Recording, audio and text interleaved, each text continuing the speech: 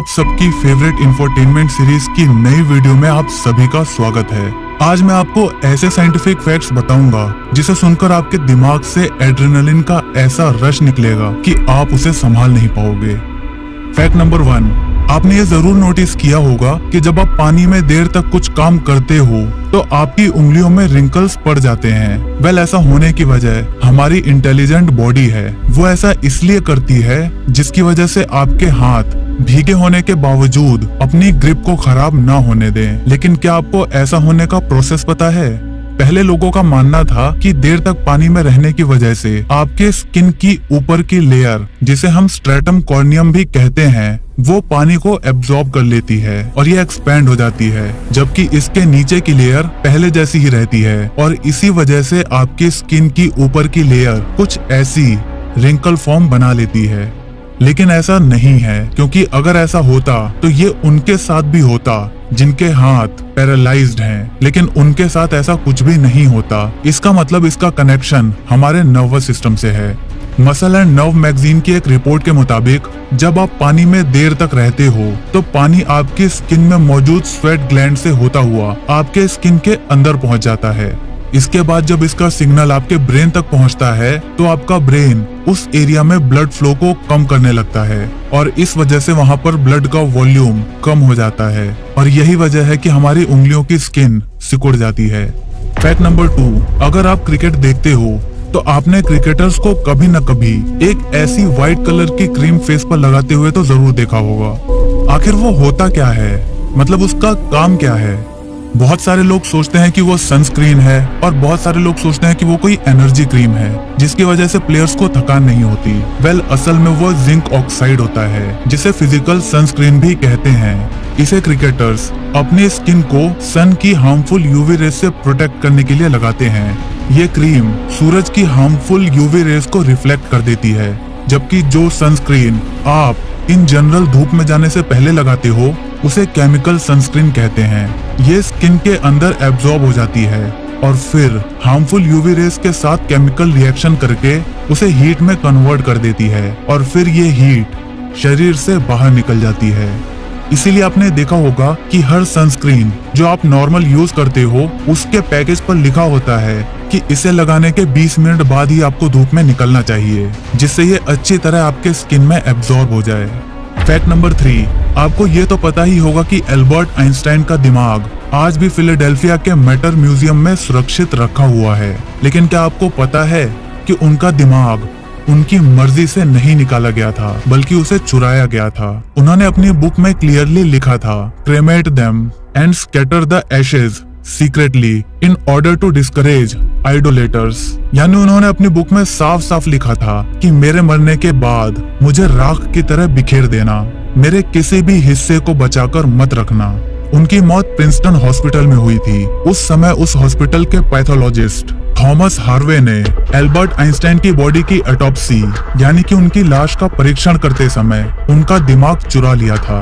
बाद में जब लोगों को इसके बारे में पता चला तब उन्होंने आइंस्टाइन के बेटे से इसकी परमिशन मांगी। उन्होंने परमिशन तो दे दी, लेकिन साथ ही साथ उन्होंने ये भी कहा कि इसका इस्तेमाल केवल साइंस के इंटरेस्ट के लिए ही किया जाएगा, ना कि किसी पर्सनल एक्सपेरिमेंट के लिए।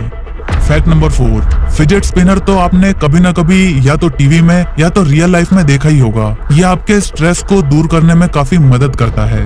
लेकिन क्या आपको पता है कि आज तक का बनाया गया सबसे छोटा फिजेट स्पिनर कितना छोटा है? वेल, उसका साइज है मात्र 100 microns. Oak Ridge national laboratory में इसे 3D प्रिंटिंग की हेल्प से बनाया गया है और इससे पहले अब तक का सबसे छोटा फिजेट स्पिनर इससे करीब 130 गुना बड़ा था। हालांकि आप इसे बिना इलेक्ट्रॉनिक माइक्रोस्कोप की मदद से नहीं देख सकते, फिर भी दुनिया में कुछ लोग हैं जो ऐसे काम करते रहते हैं।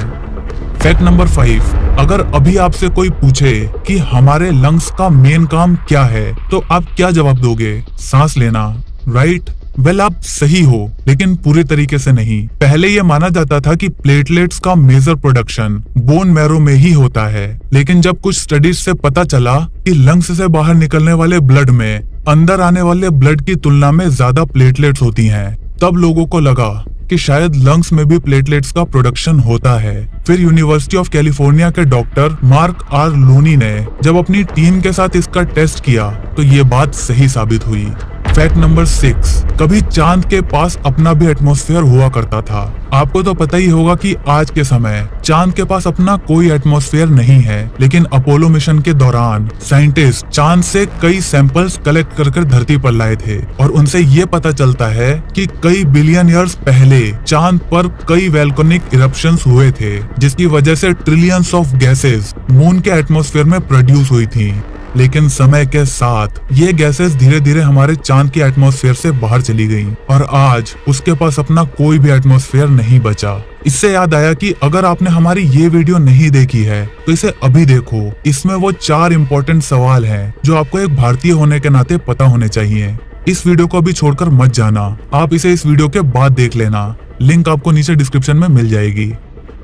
फैक्ट नंबर 7, अगर मैं आपसे कहूं कि आपकी छत पर एक्स्ट्रा टेरेस्ट्रियल डस्ट पार्टिकल्स यानी कि अंतरिक्ष में घूमने वाले पार्टिकल्स मौजूद हैं, तो आप शायद मुझ पर यकीन नहीं करोगे। आप सोचोगे कि मीटेरॉइड्स और एस्टेरॉइड पार्टिकल्स आखिर अर्थ के एटमॉस्फेयर को सरवाइव करके धरती तक पहुंचे कैसे होंगे, और जो पार्टिकल्स धरती तक पहुंच जाते हैं उन्हें तो हम मीटेरॉइड्स कहते हैं, और उसके जमीन पर गिरने से क्या होता है ये तो हम सभी को पता है। ये बात बिल्कुल सच है। ये तब पता चला जब प्रोजेक्ट स्टारडस्ट में साइंटिस्ट ने नॉर्वे और पेरिस की बिल्डिंग्स की छतों पर से करीब 300 केजी का सैंपल इकट्ठा किया, जिसे टेस्ट करने पर उन्हें करीब 48 कॉस्मिक फेरुल्स पार्टिकल्स मिले। कॉस्मिक फेरुल्स ऐसे माइक्रोमीटेरॉइड्स होते हैं जो एटमॉस्फेयर में एंटर करते समय हीटिंग की वजह से मेल्ट होकर बनते हैं। माइक्रोमीटेरॉइड्स स्पेस में मौजूद एस्टेरॉइड्स के उन कणों को कहते हैं जो धरती के एटमॉस्फेयर में एंटर कर पाते हैं, और इन पार्टिकल्स का साइज इतना छोटा होता है कि आप इन्हें बिना माइक्रोस्कोप्स के नहीं देख सकते। फैक्ट नंबर 8, आपको पता होगा कि डीएनए हमारी जेनेटिक इंफॉर्मेशन को स्टोर करता है, जैसे कि हमारी नाक का शेप क्या होगा, हमारे कान का शेप क्या होगा, हमारी बॉडी कैसी दिखेगी, उसका कलर क्या होगा, एक्सेट्रा एक्सेट्रा। और डीएनए इस इंफॉर्मेशन को लगभग 1 लाख साल तक स्टोर करके रख सकता है। अब आप इमेजिन करो कि अगर हम डीएनए को एक हार्ड डिस्क की तरह इस्तेमाल कर पाए, जैसे अपने फोटोज और वीडियोस को हम अपने डीएनए से बनी ड्राइव्स में स्टोर कर पाए तो क्या होगा। ऐसा ही कुछ किया हार्वर्ड यूनिवर्सिटी के कुछ साइंटिस्ट ने। उन्होंने एक दौड़ते हुए घोड़े के जिफ को एक लिविंग बैक्टीरिया के सेल में एनकोड कर दिया।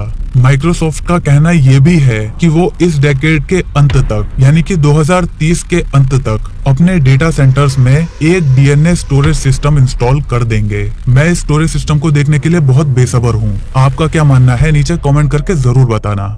फैक्ट नंबर 9, मेल्टिंग यानी पिघलना। इसका नाम सुनते ही आपके दिमाग में क्या आता है? हाई टेम्परेचर, गर्मी, यही ना। लेकिन एक मेटल ऐसा भी है जो अगर आप अपने हाथ में ले लेते हो तो वो आपके हाथ की गर्मी से ही पिघल जाएगा। गैलियम ये सिल्वर कलर का एक ऐसा मेटल है जिसका मेल्टिंग टेम्परेचर 29 डिग्री सेल्सियस है। अगर आप इसे अपने हाथ में लेकर धूप में खड़े हो जाते हो तो ये आपके हाथ में ही पिघल जाएगा। वैसे इंडिया में तो धूप में जाने की जरूरत ही नहीं है, क्योंकि यहाँ का रूम टेम्परेचर भी लगभग 28 डिग्री के आसपास ही होता है। तो बस आप इसे अपने हाथ में ले लो और ये पिघल जाएगा। फैक्ट नंबर 10, अगर आपने कभी किसी एड्रेस पर जाने के लिए गूगल मैप्स का इस्तेमाल किया है तो आपने एक चीज जरूर नोटिस की होगी कि गूगल मैप्स पर कभी कभी रूट पर एक रेड कलर का ओवरले होता है और उसका मतलब होता है कि उस रोड पर जाम लगा हुआ है। लेकिन गूगल मैप को ये रियल टाइम इन्फॉर्मेशन मिलती कहाँ से है? इसके लिए गूगल जो लोग उस रोड पर अपना लोकेशन सर्विस ऑन करके ड्राइव कर रहे हैं उनकी स्पीड को एनालाइज करता है। जैसे उस रीजन में अगर 50 लोगों का जीपीएस ऑन है और उनकी एवरेज स्पीड अगर 5 से 10 किलोमीटर पर आवर है तो इसका मतलब कि उस रूट पर जाम लगा हुआ है और लोग धीरे धीरे ड्राइव कर रहे हैं। फैक्ट नंबर 11, अगर आप धूप में बाहर निकलते हो तो आपने देखा होगा कि आपकी स्किन टैंड यानी कि डार्क हो जाती है। आपको भले ही ये देखने में अच्छा ना लगता हो पर आपकी बॉडी ये काम आपको यूवी रेस से बचाने के लिए ही करती है। हमारे स्किन में मेलानोसाइट्स नाम के सेल्स पाए जाते हैं जो यूवी रेस को ऑब्जर्व करके मेलानिन प्रोड्यूस करते हैं और ये हमारी स्किन के नीचे इकट्ठा होता रहता है और क्योंकि इसका रंग काला होता है इसीलिए हमारी स्किन टैंड दिखने लगती है। फैक्ट नंबर 12, अगर आपकी एल्बो यानी कि कोहनी कभी किसी चीज से टकराई हो तो आपको एक बहुत जोर का झटका लगा होगा, जैसे कि एक इलेक्ट्रिक शॉक। और मुझे यकीन है कि ऐसा आपके साथ कभी न कभी तो जरूर हुआ होगा, लेकिन ऐसा किसी और बॉडी पार्ट के टकराने से क्यों नहीं होता? क्योंकि ऐसा तब होता है जब आपकी कोई नर्व किसी चीज से टकराती है। हड्डियों के टकराने पे ऐसा नहीं होता, ऐसा सिर्फ नर्व्स के टकराने पर होता है, क्योंकि नर्व्स इलेक्ट्रिक पल्सेस के थ्रू अपने सिग्नल को ट्रांसफर करती हैं। अल्नर नर्व जो हमारी बॉडी की लॉन्गेस्ट अनप्रोटेक्टिव नर्व है, यानी इसे प्रोटेक्ट करने के लिए कोई मसल मौजूद नहीं है। जब हमारी एल्बो हिट होती है तब हम इसी नर्व को हिट करते हैं, जिसकी वजह से हमें शॉक लगता है। फैक्ट नंबर 13, क्या आपने कभी छींकते समय अपनी नाक या मुंह को बंद करने की कोशिश करी है? अगर कभी आपने ये ट्राई किया हो तो शायद आप ऐसा नहीं कर पाए होंगे, और मैं आपको बता दूं कि आप ऐसा करने का कभी सोचना भी मत, क्योंकि छींकते समय हवा हमारे नेजल कैनाल से लगभग 4.5 मीटर पर सेकंड की स्पीड से बाहर निकलती है, और अगर आपने नाक या मुंह बंद करके इसका रास्ता रोकने की कोशिश करी तो ये हवा आपके कानों से निकलने की कोशिश करेगी, और इतनी तेज हवा से आपके ईयर ड्रम्स भी डैमेज हो सकते हैं। फैक्ट नंबर 14, 6 महीने से कम उम्र के बच्चों को कभी भी पानी नहीं पिलाना चाहिए।